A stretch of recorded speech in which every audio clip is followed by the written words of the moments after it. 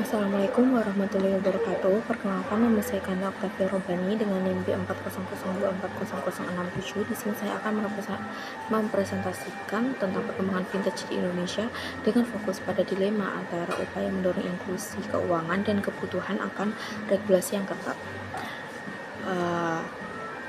Dari beberapa jurnal yang saya gunakan seperti jurnal analisis dampak vintage terhadap inklusi keuangan dan peluang dan tantangan vintage di Indonesia, itu menjelaskan bahwa vintage itu berkembang dengan sangat pesat karena mampu menjangkau masyarakat yang sebelumnya itu susah untuk mengakses layanan perbankan. Lalu juga vintage itu membantu masyarakat bank dan juga UMKM melalui layanan pembayaran digital dan pembiayaan berbasis teknologi.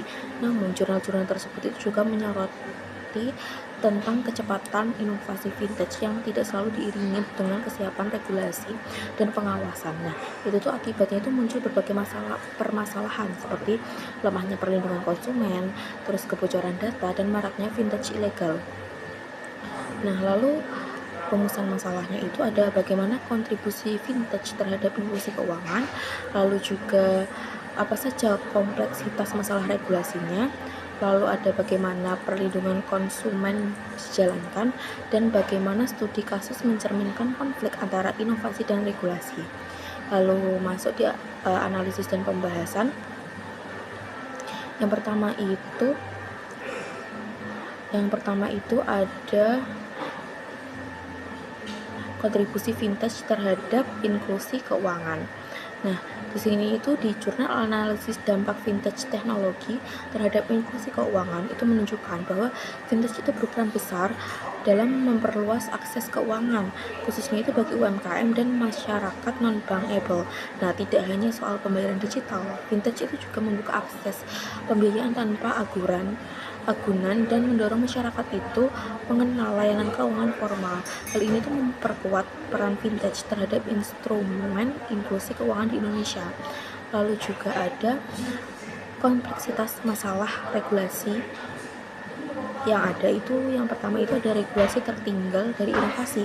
Nah, inovasi vintage itu bergerak sangat cepat, sementara itu regulasi itu bersifat lebih lambat.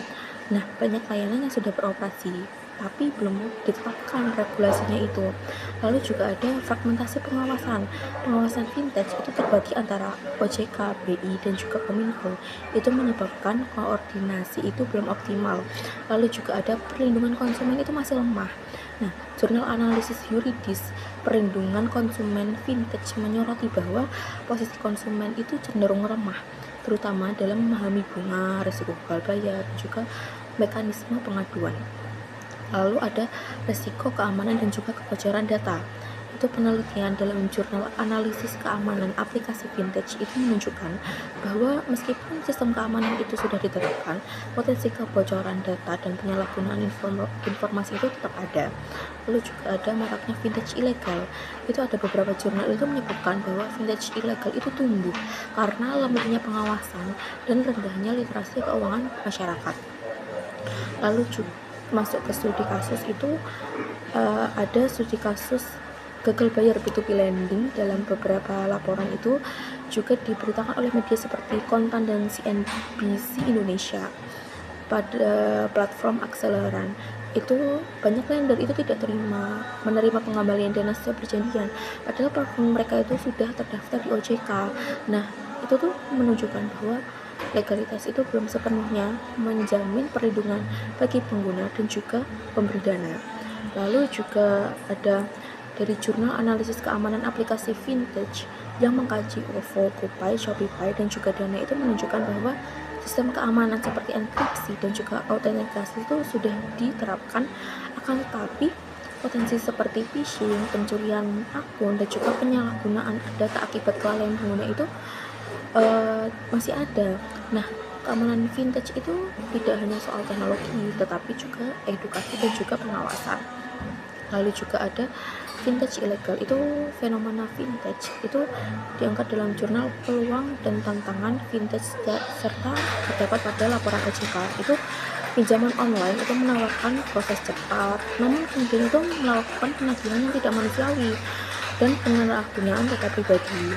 Nah, pelaku vintage ilegal itu juga susah dilacak. Jadi itu konsumen itu berada pada posisi yang sangat lemah. Lalu juga pada Mei 2020, Tokopedia itu mengalami kebocoran data besar-besaran yang mempengaruhi sekitar 91 juta akun pengguna di Indonesia.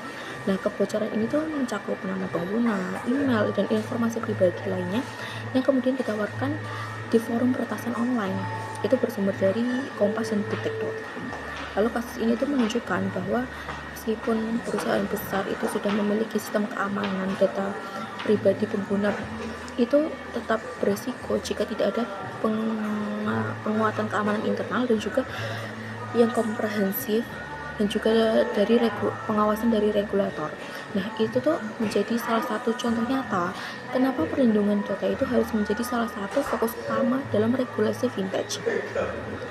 Lalu ada strategi penanganan itu tuh yang pertama ada regulasi sandbox.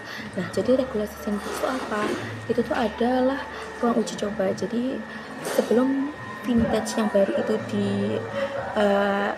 peraturan vintage yang baru itu diedarkan ke masyarakat, itu tuh sebelumnya itu udah diuji coba untuk mengetahui resiko yang memungkinkan. Lalu juga ada retouch.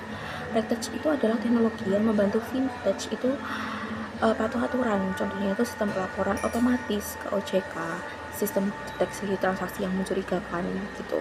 Lalu juga ada subtouch. Subtouch itu digunakan regulator, contohnya itu OJK, itu membantu aktivitas vintage secara real time melalui dashboard data, bukan menunggu laporan manual. Lalu itu ada peningkatan literasi keuangan dan literasi digital masyarakat dan penguatan keamanan internal penyelenggara vintage. Jadi itu pengguna vintage, maksudnya platform itu juga harus meningkatkan keamanan secara berkala. Jadi nggak cuman langsung kayak dikeluarkan di masyarakat dan mereka tidak membiarkannya begitu saja, tapi harus ada pengecekan berkala agar tidak ada kebocoran data di kemudian hari. Lalu juga ada kesimpulan. Jadi berdasarkan pembahasan di atas itu, vintage itu memiliki peran strategis dalam peningkatan inklusi keuangan di Indonesia. Namun tanpa regulasi yang adaptif dan perlindungan konsumen yang kuat, vintage itu dapat menimbulkan resiko baru. Oleh karena itu, keseimbangan antara inovasi dan regulasi itu menjadi kunci utama pengembangan vintage di masa depan. Lalu ada rekomendasi penguatan regulasi sandbox sebagai alat uji risiko inovasi vintage, lalu ada optimalisasi retouch dan juga subtouch dalam pengawasan berbasis teknologi, lalu penegakan hukum tegas terhadap vintage ilegal, dan peningkatan perlindungan konsumen dan literasi digital. Sekian presentasi dari saya, kurang lebihnya mohon maaf. Wassalamualaikum warahmatullahi wabarakatuh.